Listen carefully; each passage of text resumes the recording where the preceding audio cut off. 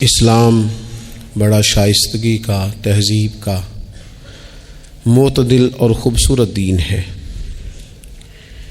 انسانی زندگی میں کوئی شخص کوئی بھی کام کرتا ہو، لیکن اگر وہ کام بے ترتیب ہو، بے ڈھنگ ہو، غیر منظم ہو، تو اس کام کا سارا حسن ضائع ہو جاتا ہے۔ اسلام یہ چاہتا ہے کہ ہر کام ترتیب سے کیا جائے، مرتب کر کے کیا جائے، منظم انداز سے کیا جائے۔ انسان اپنی زندگی میں عبادت سے لے کر تجارت تک اپنی زندگی کے ہر شعبے میں نظم و ضبط کا مظاہرہ کرے۔ اگر چیزیں نظم و ضبط سے ہٹ جاتی ہیں، قاعدے سے ہٹ جاتی ہیں، تو کوئی بھی کام ہونے کے باوجود بھی لطف نہیں دیتا، فائدہ مند نہیں ہوتا۔ ہم یہ دیکھتے ہیں کہ مسلمانوں نے بہت ساری چیزوں کو بے ترتیب کر لیا ہے۔ ہماری زندگیوں میں ہر چیز ہے، نظم و ضبط نہیں ہے، وقت کی پابندی نہیں ہے، وقت کی قدر نہیں ہے۔ روزمرہ کے معاملات کے اندر ہم اپنے معاملات کو ترتیب سے نہیں چلاتے۔ کبھی کوئی کام کرتے ہیں تو اسے کیے ہی جاتے ہیں، اعتدال سے ہٹ جاتے ہیں، اور پھر اسی کام کو اس طرح چھوڑ دیتے ہیں کہ جیسے کبھی کوئی لینا دینا ہی نہیں تھا۔ اس سے انسان ایک بھرپور زندگی نہیں گزار سکتا، وہ وقتی اور جذباتی فیصلوں کا قائل ہو جاتا ہے۔ اس کی زندگی کے اندر ہر چیز ایک مخصوص وقت کے لیے اور ایک مخصوص ٹائم کے لیے آتی ہے، اور ایک مخصوص ٹائم کے لیے وہ چیز وہاں سے رخصت ہو جاتی ہے۔ اس میں کوئی شک نہیں کہ ہم انسان ہیں، ہمارے اندر کمزوریاں ہیں، باوجود کوشش کے بڑی جگہوں پہ غلطیاں، سستیاں، کمزوریاں رہ جاتی ہیں۔ لیکن کچھ لوگ اپنے ذہن سے کوئی منصوبہ بندی کرنا ہی نہیں چاہتے۔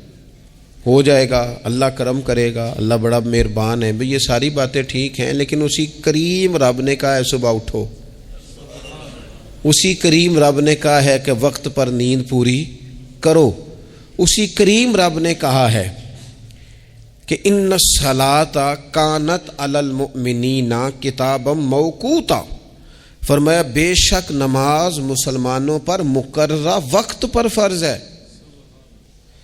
اسے اپنی ترتیب سے وقت کے حساب سے تم نے ادا کرنا ہے۔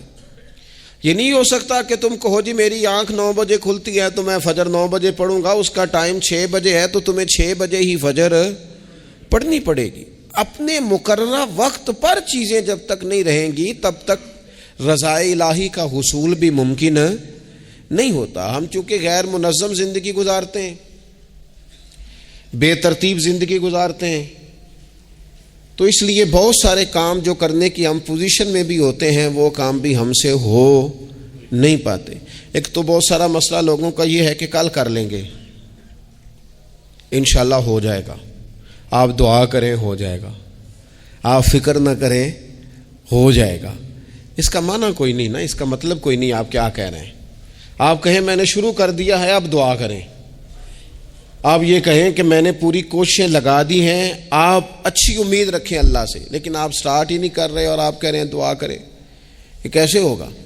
جب تک نظم و ضبط کا، آداب کا، حدود کا، قاعدے قانون کا پورا خیال ہی نہ رکھا جائے۔ حضرت سید فیض الحسن شاہ صاحب رحمۃ اللہ تعالیٰ علیہ فرماتے ہیں کہ ایک خاتون بڑی عجلت پسند تھی، جلد باز تھی، تو اس کا شوہر اس کی چیزوں سے بڑا پریشان تھا، جلدی میں آدھا کام کرتی تھی، آدھا کام خراب کر دیتی تھی، تو اکثر آ کے کہتی تھی دعا کریں بڑا مارتا ہے۔ اگرچہ اس کا مارنا پھر بھی درست نہیں تھا، لیکن وہ دیہاتوں میں آپ کو پتہ ہے نا، بعض لوگ بڑی جہالت کا مظاہرہ کرتے ہیں، اس قدر زیادہ شدت کے ساتھ تکلیف دیتے ہیں کہ جو بالکل نازیبا ہو جاتی ہے۔ ایک دن اس نے آ کے کہا کہ پیر صاحب کوئی سمجھاؤ، بڑا ماردہ ہے۔ تو آپ نے فرمایا تو سنا ہے بڑی جلد باز ہے، کام نظم و ضبط سے نہیں کرتی۔ کہنے لگی جی دیکھیں جی کیا نظم و ضبط اور کیا معاملہ، کل اس نے مجھے کہا دال پکا دو تو میں نے اس میں گھی بھی ڈالا ہے، مرچیں بھی ڈالی ہیں، پیاز بھی ڈالا ہے، لہسن بھی ڈالا ہے، ہلدی بھی ڈالی ہے، بس ذرا جلدی میں نے دال ہی تو نہیں ڈالی۔ تو اب یہ کو مارنے والی بات ہے؟ ہر شے ہے، ایک شے ہی نہیں۔ ہمارے ہاں بہت سارے لوگ ایسے ہیں جو جلدی میں اصل کو ہی بھول جاتے ہیں۔ وہ کہتے ہیں باقی میں نے سارے کیے، کوئی رہ تو نہیں نہ گیا، سارے کیے، ایک ہی نہیں نہ کیا، وہ بھائی جو اصل تھا وہ تو رہ گیا۔ نظم و ضبط، قاعدہ، قانون، جب تک ہمارے اپنے اندر، میں دوستوں سے کہہ رہا تھا پھر کہتا ہوں، میرے اسلاف فرمایا کرتے تھے جو والد تہجد نہ پڑھے اس کے بچے فجر نہیں پڑھتے۔ والد کو جب تک وہ سحری میں سجدہ ریز نہیں دیکھیں گے اتنی دیر تک آپ ان سے 1.5-2 گھنٹے پہلے اٹھیں گے تو پھر وہ اٹھیں گے۔ لیکن اگر کہا جائے کہ پتر میں تھکیاں تو تم مسیتے جا، تو یہ ہو سکتا نہیں کہ وہ جائے، کیونکہ ہماری زندگی سے نظم و ضبط بچے سیکھیں گے، ہمارے ماحول سے وہ محنت کو، مشقت کو، کوشش کو وہ سیکھیں گے۔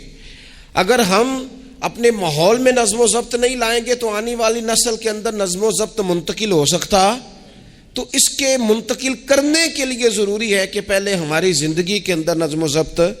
آپ دیکھیں شریعت اسلامیہ نے ہر کام کا نظم و ضبط بنایا ہے۔ نماز اللہ کی عبادت ہے نا، بستر سے اٹھ کر سیدھا مسجد میں آ کے جہاں آپ کا جی چاہے نماز پڑھنے کی اجازت نہیں ہے۔ آپ اٹھیں، آپ کا لباس پاک ہونا چاہیے، آپ نے وضو کیا ہوا ہو، آپ کو سمت قبلہ کا پتہ ہو، آپ کا منہ کعبہ شریف کی طرف ہو، جس جگہ آپ نے نماز پڑھنی ہے وہ جگہ پاک ہو، آپ کا لباس پاک ہو، وقت کا تعین ہو، نماز کے آداب آپ کو آتے ہوں، آپ بیت اللہ شریف کی طرف رخ کریں گے، کانوں تک ہاتھ اٹھائیں گے، آپ ان ہاتھوں کو منظم طریقے سے باندھیں گے، وقت پر رکوع کریں گے، رکوع میں کمر سیدھی ہونی چاہیے۔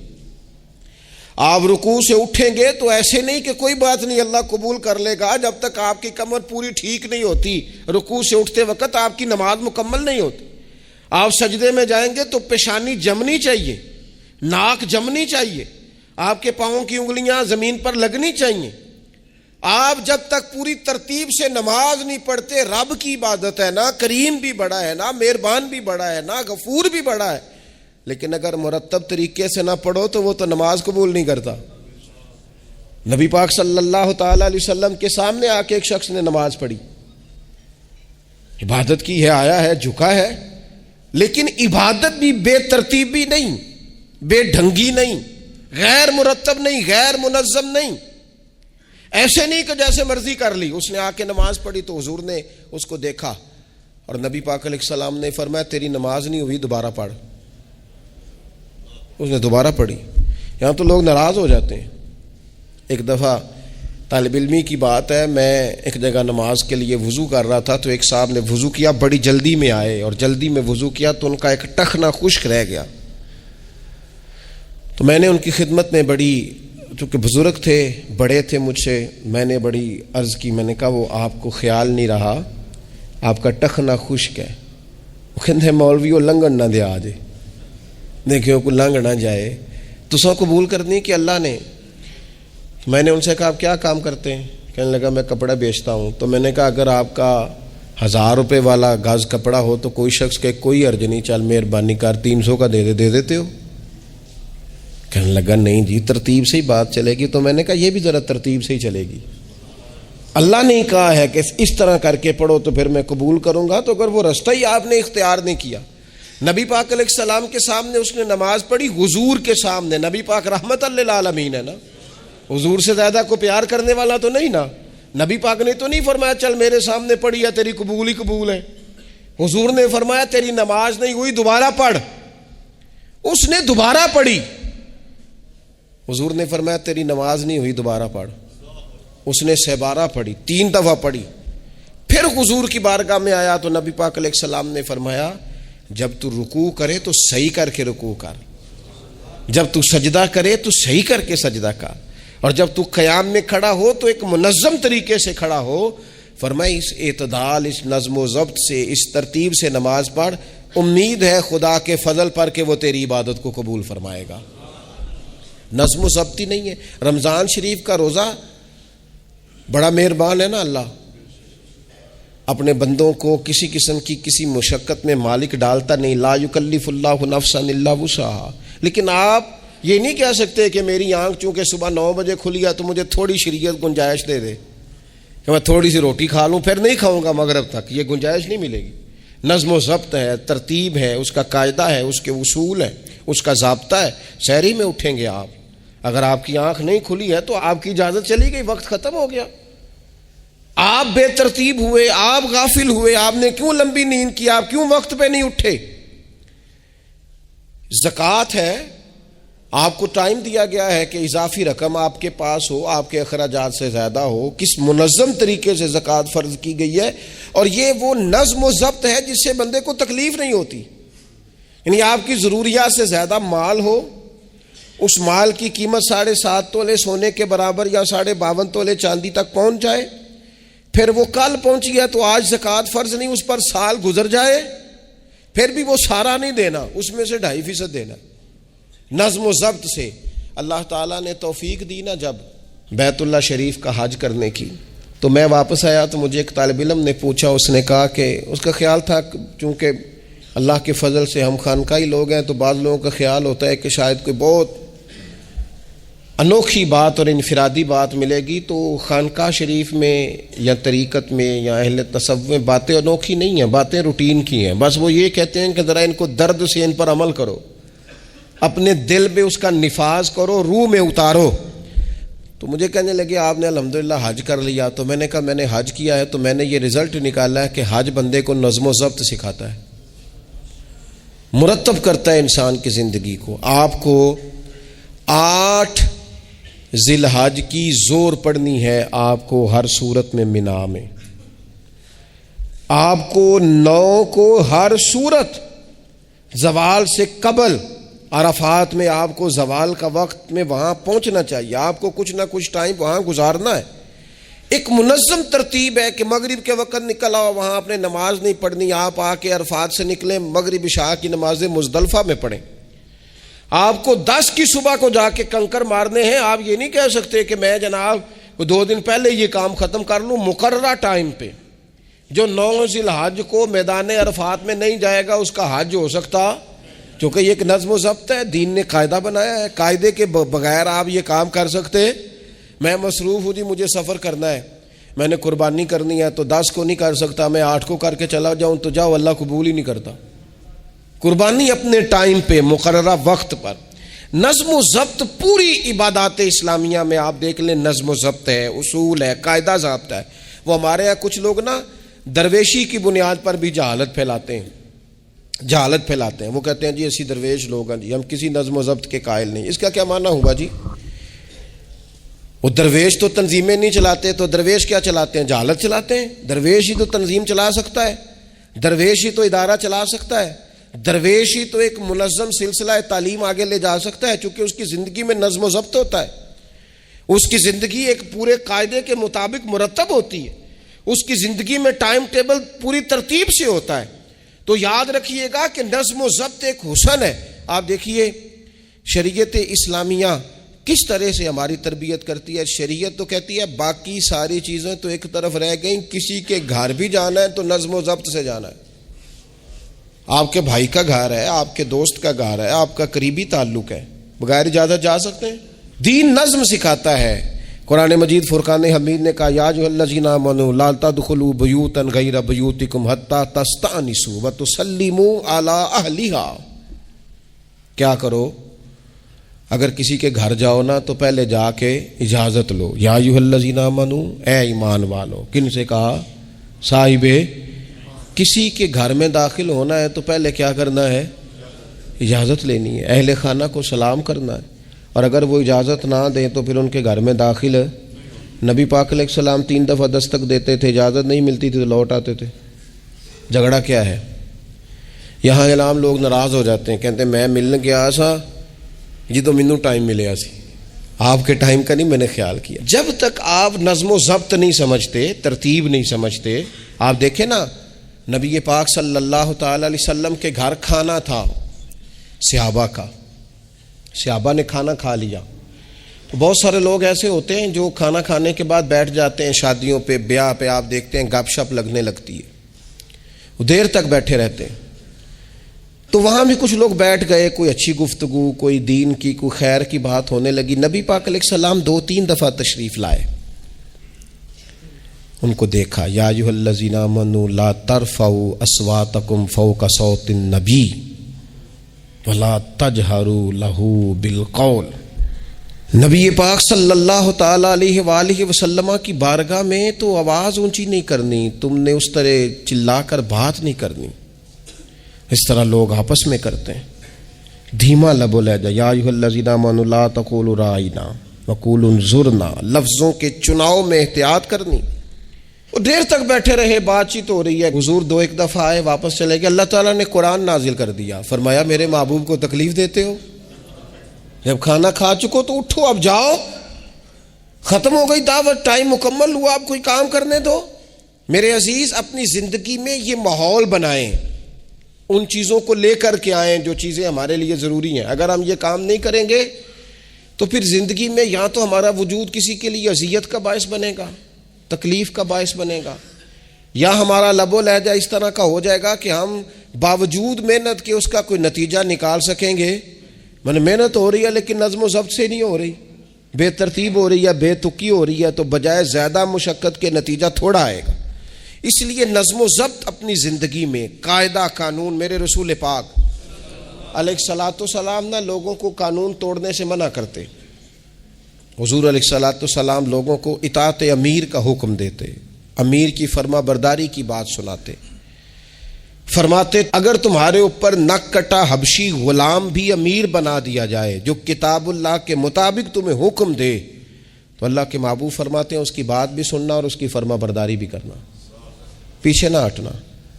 تم یہ نہ دیکھنا کہ یار یہ تو نک کٹا حبشی غلام ہے اور میں تو معاذ اللہ اس سے بہتر ہوں، اس کی فرما برداری کرنا۔ اس لیے کہ نظم و ضبط قائم رہتا ہے جب لوگ قانون کی پابندی کرتے ہیں، اور جب قانون کی پابندی نہیں ہوتی، جہاں قیام عدل نہ ہو وہاں قرار ہو سکتا ہے۔ حضرت عمر جیسے لوگ اگر عدالتوں میں پیش ہو سکتے ہیں، اگر خود رسول پاک علیہ السلام اپنا آپ پیش کرتے ہیں صحابی سے، وہ کہتے ہیں جی آپ نے مجھے چبھو دیا ہے صفیں سیدھی کرتے تیر یا نیزہ، تو میں بدلہ لوں گا، تو حضور پیش کرتے ہیں اپنا آپ، حالانکہ وہ تو دور محبت تھا، عرض کی حضور کس نے بدلہ لینا تھا، نہ آپ نے کوئی تکلیف دی تھی، یہ تو وجود چومنے کا بہانہ تھا۔ لیکن نبی کریم علیہ الصلوۃ والسلام نے جو ہمارے سامنے اسوہ رکھا ہے، اس میں یہ ہے کہ یہ نظم اس طرح کا ہونا چاہیے کہ کوئی شخص بھی قاعدے قانون سے بالا تر۔ حضور علیہ السلام نے فرمایا 3 لوگ سفر کریں تو ایک کو امیر بنا لیں، ورنہ بار بار بحث ہوگی، ایک کہے گا یہاں ٹھہرنا ہے، یہاں کھانا کھانا ہے، یہاں نماز پڑھنی ہے، دوسرا کہے گا یہاں۔ 3 سفر کرو تو ایک کو اپنا امیر مان لو۔ نظم و ضبط سے زندگی گزارو، مرتب کر کے زندگی۔ ہمارے ہاں یہ ہوتا ہے کہ نظم و ضبط نہیں ہوتا، ہمیں اپنے کام سے زیادہ نا دوسروں کے کام کا پتہ ہوتا ہے، اپنے مدرسے سے زیادہ دوسرے مدرسے کا پتہ ہوتا ہے، اپنے کالج سے زیادہ دوسرے کالج کی معلومات ہوتی ہے۔ ہم کیا کرتے ہیں؟ ہم اپنے کام سے زیادہ دوسرے کے کام میں ٹانگ اڑاتے ہیں، نظم و ضبط گڑبڑ ہو جاتا ہے، ایک دوسرے کے کام میں مداخلت کرتے ہیں۔ اپنا کام مرتب طریقے سے کیا جائے، جس نظم میں جس جگہ ہمیں ڈیوٹی دی گئی ہے ہم اس ڈیوٹی کے پابند ہیں، ہم اس کو پورے غور سے کریں، پوری توجہ سے کریں، پورے انہماک کے ساتھ کریں۔ اپنے کام پر ہم جب تک توجہ دیتے ہیں تو کام ٹھیک رہتا ہے۔ اسی طریقے سے رسول پاک صلی اللہ تعالی علیہ وسلم نا گھر کے باہر بھی پورے نظم و ضبط کے قائل تھے، پوری ترتیب۔ آپ دیکھیں حضور صفوں کا درست ہونا بڑا پسند کرتے تھے، نماز ہی پڑھنی ہے نا، کھڑے ہو گئے ہیں نا، لیکن حضور نے دعا دی، فرمایا صفیں سیدھی کرو، اللہ تمہارے دل بھی سیدھے کر دے گا۔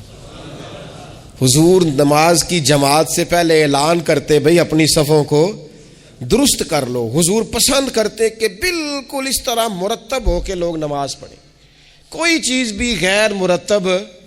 یہاں جناب کوئی شخص بھی قطار میں لگنے کو تیار نہیں، باری کا انتظار کرنے کو تیار نہیں ہے۔ بینک میں ہمیں ذرا پہلے بلا لیا گیا تو ہم کہتے ہیں اللہ نے بڑی عزت دیتی ہے، اور پھر کچھ پروٹوکول تو بے جا ہے، سوائے تکلیف کے اور کچھ دیتے۔ میں نے جنازوں پہ دیکھا ہے، کسی عالم کا جنازہ پڑھا ہے، کسی بڑے آدمی کا، تو وہاں 15 لوگ ہوتے ہیں ٹوٹل جو جنازہ نہیں پڑھنے دیتے، وہ گھسے ہوتے ہیں آگے، میں نے چہرہ دیکھنا ہے، میں نے اگلی صف میں کھڑے ہونا ہے۔ یہی حال محافل میں ہوتا ہے۔ نظم و ضبط پیدا کریں، کسی چیز کو بے ترتیب نہ کریں، کوئی کام بھی بے ڈھنگا نہ ہو۔ نبی اکرم صلی اللہ تعالی علیہ وسلم کی مجلس مبارک میں جب کوئی شخص آتا تھا نا تو حضرت ابو بکر صدیق اسے سائڈ پہ لے جاتے تو کہتے تھے تمہیں پتہ ہے اللہ کا قرآن کہتا ہے حضور کے سامنے آواز اونچی نہیں کرنی۔ اسے پہلے آداب مجلس سکھاتے تھے، نظم و ضبط سکھاتے تھے، حضور کی بارگاہ میں حاضری کا طریقہ سکھاتے تھے، پھر نبی پاک صلی اللہ تعالی علیہ وسلم کی بارگاہ میں پیش کرتے تھے۔ ہمارے بے صبرے ہو جانے کی بڑی وجہ بھی یہ ہے کہ نظم و ضبط نہیں. ہمارے جلد باز ہو جانے کی وجہ یہ ہے کہ نظم و ضبط نہیں. ہماری طبیعت جو بہت زیادہ ڈسٹرب ہو جاتی ہے, ذہنی الجھاؤ پیدا ہوتا ہے, اس کی وجہ بھی یہ ہے کہ نظم و ضبط نہیں ہے. ہم بعض چیزوں میں اتنے زیادہ تلخ ہو جاتے ہیں, اور تلخی کی وجہ سے یہ بنتی ہے کہ مزاج میں کوئی نظم و ضبط, کسی باری کا انتظار نہیں, کوئی ٹھہراؤ نہیں, کوئی گنجائش نہیں. ماحول میں نظم و ضبط پیدا کریں, زندگی میں نظم و ضبط پیدا کریں, اپنے بچوں میں نظم و ضبط لائیں, اپنے اداروں کے اندر نظم و ضبط پیدا کریں, اور پھر حوصلہ رکھیں, ہمت رکھیں, تحمل مزاجی پیدا کریں. نبی اکرم صلی اللہ تعالی علیہ وسلم نے اپنے گھر میں اپنے ٹائم کو 3 حصوں میں تقسیم کیا تھا. ہم گھر کے اندر جاتے ہیں, اپنا ٹائم تقسیم نہیں کرتے. یہاں تو کوئی بندہ مطالبہ کرتا ہے تو ڈانٹ کے چپ کرانے کی کوشش کرتے ہیں, تھکا ہوا ہوں خبردار بات نہ کرنا. آپ نے چپ کرا دیا, چپ کرانے سے بغاوت پیدا ہوتی ہے, نفرت جنم لیتی ہے. یہاں چپ کرا دیتے ہیں, یا اگر ہم کوئی بات کرتے ہیں تو وہ کوشش کرتے ہیں کہ اس وقت جان چھوٹے, یہ دن گزرے کل دیکھیں گے. اس سے کیا ہوتا ہے, اس سے جو شخص آپ کے سامنے بیٹھا ہے اس کی امید ٹوٹتی ہے. وہ کہتا ہے یار یہ کیا معاملہ ہے. بچوں کی امیدیں ٹوٹتی ہیں, گھر والوں کی امیدیں ٹوٹتی ہیں کہ یار یہ تو جان چھڑا رہے ہیں. نبی اکرم صلی اللہ تعالی علیہ وسلم جب گھر تشریف لے جاتے تھے تو حضور اپنے وقت کو 3 حصوں میں تقسیم کرتے. ایک حصہ پورا ٹائم رسول پاک گھر والوں کو دیتے, ان کی بات سنتے. بلکہ حضرت عائشہ صدیقہ فرماتی ہیں جب تک گھر میں رہتے کوئی نہ کوئی گھر کا کام ہی کرتے رہتے. حضور ٹائم دیتے. ایک حصہ یہ. دوسرا حصہ ٹائم کا نبی پاک صلی اللہ تعالی علیہ وسلم نے آرام کے لیے رکھا ہوا تھا. حضور آرام کرتے, لیٹتے, باقاعدہ حضور علیہ الصلوۃ والسلام اپنے وجود اطہر کو بستر کے اوپر رکھتے, آرام فرما ہوتے, صحیح معنوں میں آرام کرتے. اور تیسرا حصہ نبی پاک علیہ السلام نے عبادت کے لیے رکھا ہوا. گھر والوں کا کام کاج کیا, عشاء ہوئی, آرام کیا, پھر تہجد کا ٹائم ہوا تو حضور عبادت کے لیے اٹھ کے کھڑے ہو گئے. یہ گھر کے اندر, مسجد میں نہیں. مسجد کا تو جو عبادت کا ماحول ہے, نماز کا, وہ الگ ہے. گھر کے اندر اس بات کو اچھی طرح سمجھ لیں کہ گھر کے اندر جب آپ جائیں, اب تو بڑوں کی شکایتیں آنے لگی ہیں, پہلے بچوں کی آتی تھی. اب تو 50 سال کے آدمی کی شکایت آتی ہے کہ گھر آتے ہی موبائل کھول لیتا ہے, ادھر ادھر دیکھتا ہی نہیں, کوئی سنتا ہی نہیں. اس طرح تو ہمارے اپنے ہم سے ٹوٹ جائیں گے, بکھر جائیں گے. ہمارے بچے خدا جانے کیا سوچنے لگیں گے, کسی اور سمت نکل جائیں گے. وہ جن کو ہماری باتوں کی, ہماری شفقتوں کی, ہمارے پیار کی, وہ جس پوتے کو, جس چھوٹے بیٹے کو دادا کے والد کے کندھوں پر کھیلنے کی چاہت ہے, وہ تو اس سے محروم رہ جائے گا. ہمیں وقت دینا ہے, ان کو ٹائم دینا ہے, اس ٹائم کو مرتب کرنا ہے. نبی اکرم سید عالم صلی اللہ تعالی علیہ وآلہ وسلم, حتیٰ کہ میدان جنگ میں بھی حضور چیزوں کو مرتب کرتے. عرب کے لوگ جب جنگ کرتے تھے نا تو وہ سمجھتے تھے اسلحہ بڑا ہے, طاقت بڑی ہے, ہم نے کر لینا جو ہمارے جی میں آنا ہے. حضور کا طریقہ مبارکہ یہ تھا کہ جنگ میں بھی نظم و ضبط. حضور فرماتے قریب دشمن آ جائے تو طاق پہ بلا وجہ تیر نہ چلانا, وہ بالکل سامنے جب تمہیں نظر آ جائے, تمہیں نشانہ سمجھ میں آئے تب تیر چلانا. کئی دفعہ فرمایا صرف پتھر کا استعمال کرنا. حضور علیہ الصلوۃ والسلام لوگوں کو کہتے کہ تم نے یہاں پہاڑ کے چوٹی پہ کھڑے رہنا ہے, تم نے جنگ ہی نہیں لڑنی.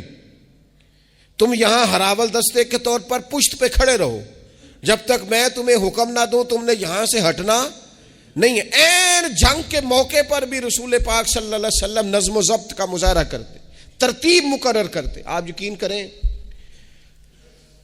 جن اداروں کے اندر نظم و ضبط ہے, جن کے اندر اصول ہے, جن کے اندر قاعدے ہیں, وہ اپنی پیشہ وارانہ کام سے کبھی بھی پیچھے نہیں ہٹتے. اور جہاں یہ کام نہیں ہوتا وہاں بڑی ساری چیزیں نقصان کا شکار ہوتی.